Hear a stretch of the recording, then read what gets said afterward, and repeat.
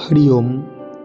সকলকে গীতা পাঠের এই 29তম পর্বে অর্থাৎ 29তম পর্বে অনেক অনেক স্বাগত, শুভেচ্ছা।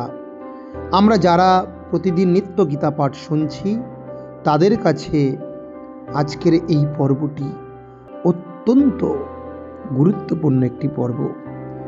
এই পর্বে কি বলা হচ্ছে, যে এতদিন ধরে বলা হচ্ছিল যে আত্মা হচ্ছে নিত্য, অচ্ছেদ্য, অক্লেদ্য, অশস্য, অচল, অব্যয়, সনাতন, শাশ্বত, চিরন্তন, অচিন্ত্য, অব্যক্ত। অতএব যে আত্মা এরকম নিত্য, সেই নিত্য বিষয় সম্বন্ধে তুমি কি শোক করবে? কারণ একে তো তুমি কখনো ধ্বংস করতে পারবে না। তাহলে তোমার দ্বারা শুধুমাত্র শরীরের ধ্বংস হবে। যে শরীর অধর্মকে আশ্রয় করেছে, তুমি সেই পাপাচারী, দুর্বৃত্তচারী কৌরবদেরকে বিনাশ করো বলে শ্রীকৃষ্ণ অর্জুনকে বললেন।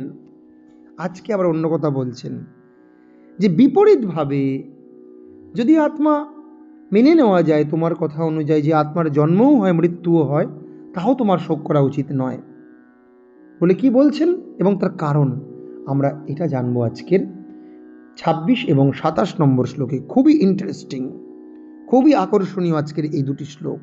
এখানে অন্যরকম বলা হচ্ছে, অর্জুনকে বলা হচ্ছে যে আত্মা যদি ধরে নেওয়া যায় আত্মার জন্ম মৃত্যু দুটোই হয়, তাও তুমি শোক করবে না।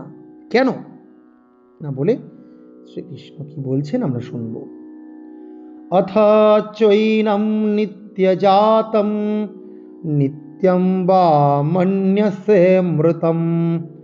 অথ চৈনম নিত্যজাতম নিত্যম বা মন্যসে মৃতম।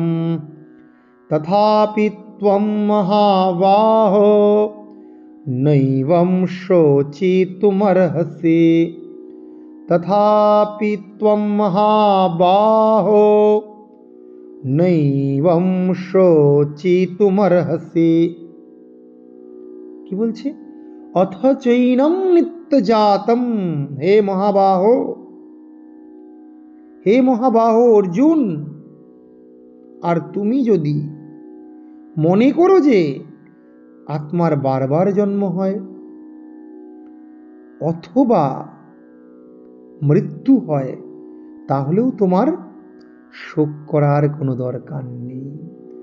অথ চৈনম এনম নিত্যজাতম, যদি মনে করো এর নিত্য জন্ম হয়, বারবার জন্ম হয়, নিত্যম বা মন্যসে মৃতম, অথবা এর তুমি এতক্ষণ ধরে যে আত্মাকে আমরা নিত্য বলে জেনেছি, যার উৎপত্তিও নেই, যার জন্ম নেই, যার মৃত্যু নেই, সেই রকম আত্মাকে তুমি যদি মনে করো নিত্য জানো, তুমি নিত্য বলে জানতে পারো। বা মন্যসে মৃতম, অথবা তুমি মনে করতে পারো যে আত্মার মৃত্যুও হয়, তথাপি তবুও ত্বম তুমি শোচিতুমর্হসি শোক করতে পারো না। না এবং এই প্রকারে তুমি কখনোই শোক করতে পারো না। বলে কি প্রকারে শোক করছিল? যে কি হবে, আমি কি করব, আমি বুঝতে পারছি না। এই গুরু না হত্বা হি মহানুভাবান শ্রেয় ভক্তুম ভৈক্ষমাপি হলো কে, যেভাবে আমরা পড়েছিলাম। কার্পণ্য দোষ উপহত স্বভাব, কার্পণ্য দোষজনিত দুর্বলতার কারণে অর্জুন কিংকর্তব্য বিমূঢ় হচ্ছিল। গুরুদেবদেরকে মারবে কিনা, আত্মীয় স্বজন সেলা সম্বন্ধী এদেরকে মারা তার পক্ষে ঠিক হবে কিনা, এই বলে অর্জুনের মন ভ্রমাতেই বাঁচামে মনে হয় অত্যন্ত ভ্রমিত হচ্ছিল। প্রথম অধ্যায় দেখেছি, ছিদন্তি মম গাত্রাণী বলে বলছিল আমার সারা গায়ে ঘাম দিচ্ছে।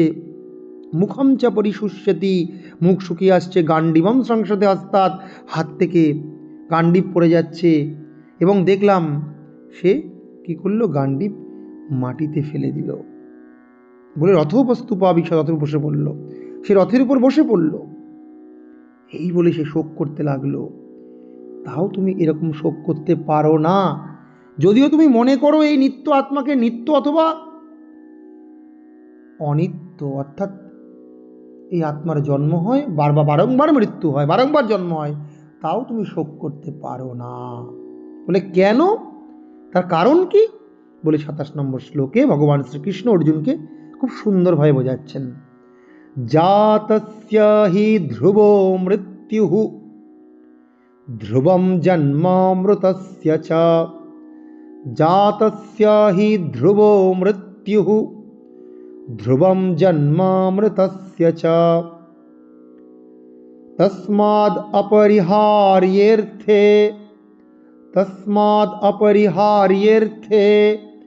न त्वं शोचितुमर्हसि।